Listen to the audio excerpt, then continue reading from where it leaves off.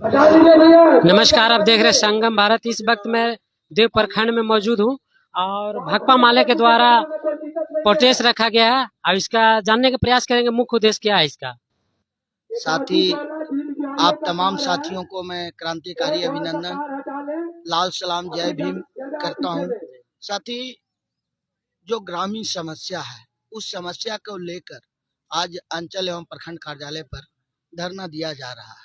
साथियों, इसमें मनरेगा कानून को समाप्त किया गया, जो मजदूरों की मजदूरी छीना गया, उस सवाल को लेकर आज अंचल पे हम लोग धरना दे रहे हैं। जो गरीबों को लगातार सरकार बरगला जो रही है, भाजपा की सरकार, वो अपने जो गरीबों को 5 डिसमिल जमीन देने की जो वादा है, वो झूठे वादे के खिलाफ आज हम लोगों का विरोध प्रदर्शन है। जो गरीबों को लगातार कह रही है कि पक्का मकान हम देंगे, लेकिन अभी सभी गरीबों को पक्का मकान मुहैया नहीं कराई है, उसके खिलाफ आज हम धरना दे रहे हैं। हम दे रहे हैं धरना कि देव प्रखंड कार्यालय पर के अंदर तमाम जो गांव है, 16 पंचायत है, 16 पंचायत के अंदर में इस तपती और लहलहाती गर्मी में पेयजल की भी व्यवस्था नहीं है। हम धरना देने का उद्देश्य है कि हम जब तमाम अनेक गांवों को जब दौरा किए, चाहे वो मैं पवई की बात करूं, खरकनी की बात करूं, हसौली की मैं बात करूं, चाहे वो मैं आपको बेहनी की बात करूं, पूर्वी केताकी, पश्चिमी केताकी, बरंडा, रामपुर, देव नगर पंचायत, इन तमाम गांवों को जब हमने दौरा किया तो इससे हमको बड़े पैमाने पे इंदिरा आवास के अंदर में भ्रष्टाचारी मिला।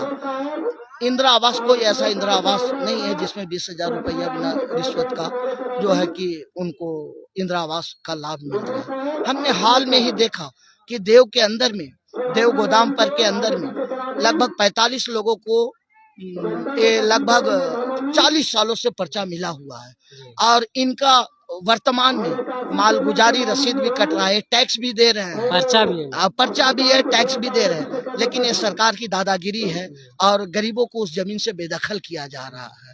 तो इन तमाम सवाल है जो देश के अंदर में बड़े पैमाने पे शिक्षा का जो मुद्दा है, देश के नौजवान एक तरफ रोजगार की बात कर रहे हैं तो देश के विद्यार्थी एक तरफ शिक्षा बचाने की बात कर रहे हैं।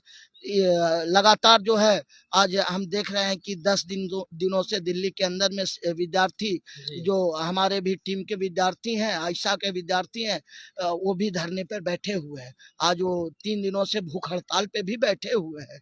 तो शिक्षा जो देश की बेचा जा रही है, जो नौजवानों से रोजगार छीना जा रहा है, जो गरीबों मजदूरों से, किसानों से खाद और पानी छीना जा रहा है, जो मनरेगा कानून को समाप्त किया जा रहा है, जो बुलडोजर राज चल रहा है, जो इनकाउंटर राज चल रहा है, जो तानाशाही सरकार हो रहा है, प्रखंड कार्यालय अंचल में जो पर्याप्त भ्रष्टाचारी है, थाना में जो है तमाम भ्रष्टाचारी है, इन तमाम भ्रष्टाचारी और बेरोजगारी, महंगाई के खिलाफ में आज हमारा राम मंदिर में 2 करोड़ रुपया चोरी हो गया, इस पे क्या कहेंगे। हाँ, ये तो हम लोग पहले ही कहते हैं, हम लोगों तो स्पष्ट कहते हैं कि धर्म एक अफीम है।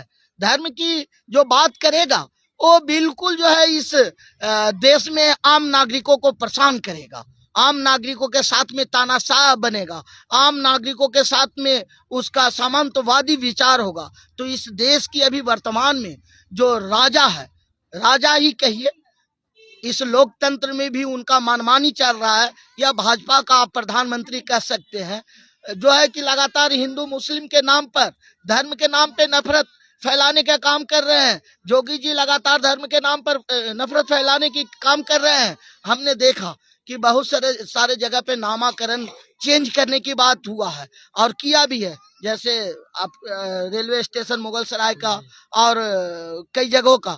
तो हम कहते हैं कि भारत तिवारी के इनकाउंटर पे क्या कहेंगे। लोग भगत सिंह के दर्जा दे रहे हैं, इस पे क्या कहेंगे आप। भगत सिंह का हम दर्जा नहीं दे सकते हैं, भगत सिंह का बिल्कुल हम दर्जा नहीं दे सकते हैं, लेकिन हाँ, भरत तिवारी का जो इनकाउंटर है वो बिल्कुल गलत है और इसमें सम्राट चौधरी दोषी है। सम्राट चौधरी ने अपने पुलिस को मन को बढ़ाया, उन्होंने लगातार ठोकने की और मारने की बात की है। इसको लेकर भरत तिवारी तो रिवाइवल लहरा रहा था दिन दिहाड़े, हाँ, तो रिवाल्वर नहीं, रिवाल्वर लहराना गलत है, लेकिन देश में लोकतंत्र है, कानूनी प्रक्रिया है, कानून की तहत में अगर उसे फांसी की सजा मिलता तो देशवासी स्वीकार करते।